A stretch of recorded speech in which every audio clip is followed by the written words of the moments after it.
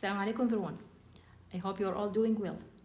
Today I'm going to share with you what I have learned from Surah Ash-sharh. It's Surah number 94 in the Quran, which begins with Bismillah ar-Rahman ar-Rahim, Alam nashrah laka sadrak.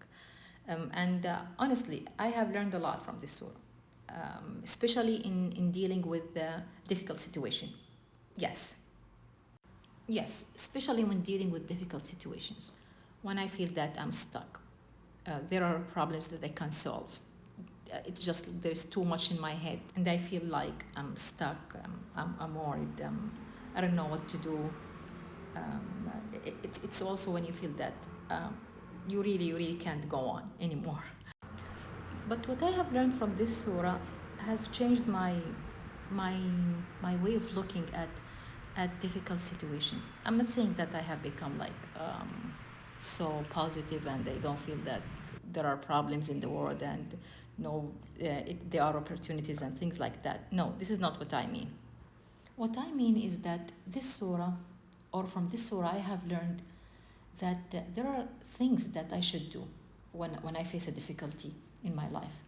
And doing these things will help me to feel better, stronger, and be able to think more clearly about the solutions that I can take. And it's funny to remember that when I was a kid, my dad used to tell me to recite Surah Ash-sharh whenever I have difficulty, like an exam or a presentation. He used to tell me recite the surah, and I used to do that without understanding the meanings of the surah, but I used to do it anyway. Okay, after this long introduction, now let's start understanding the meanings of the surah and how we can apply it in our life to help us live a better life. The first thing I have learned about this surah is that it was revealed to the Prophet ﷺ when he himself was going through tremendous difficulty. As he was preaching the mission of Islam, not too many people were willing to listen to him. It wasn't like our time now when Muslims are millions. And it's not like the time after Hudaybiyah Treaty where many people and tribes entered Islam. No. At that time, at the time of the surah, the Prophet ﷺ was not in an easy situation. There were physical attacks, mockery, insults, and accusations of being insane and magician. From whom? One? Two? Few people? No. Most of the society was against him, sallallahu alaihi wasallam. Can you imagine that? Can you imagine yourself where many people in your family or in your life or in your society are attacking you, insulting you, saying bad things and false accusations against you? Yes, during this time, what did Allah tell the Prophet? He told him, Alam nashrah laka sadrak, the first ayah in our surah. So what does Alam nashrah laka sadrak mean? Alam nashrah laka sadrak means, didn't we expand your chest for you? What does expanding the chest mean? Expanding the chest means putting your mind at ease. So you are happy, content, calm, completely satisfied with what Allah has given you, what Allah is doing.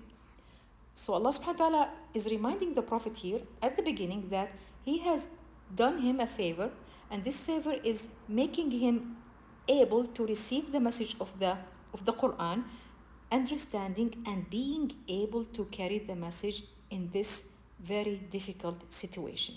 And it's interesting to know that this Sharh al-Sadr was mentioned in the Quran in another ayah when Musa alayhi salam says, Rabbi shrah li sadri. So he asked Allah subhanahu wa ta'ala to expand his chest. When Allah subhanahu wa ta'ala asked him to go to the Pharaoh, and Musa alayhi salam used to have a strong temper, so he was concerned about and afraid actually that he might be offended by the Pharaoh who refused the truth.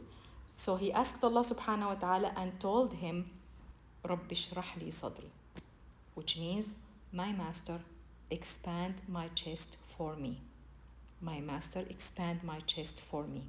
This means that there is a kind of chest expansion required for things that are hard on our chest. And only Allah can do this for you and me. If prophets need this intervention from Allah subhanahu wa ta'ala, what about you and me? There is a need for divine relaxation and comfort to be able to stand difficult situations and negative emotions. So the first thing I have learned from this ayah is that Number one, it's okay to admit that, yes, there is something inside me.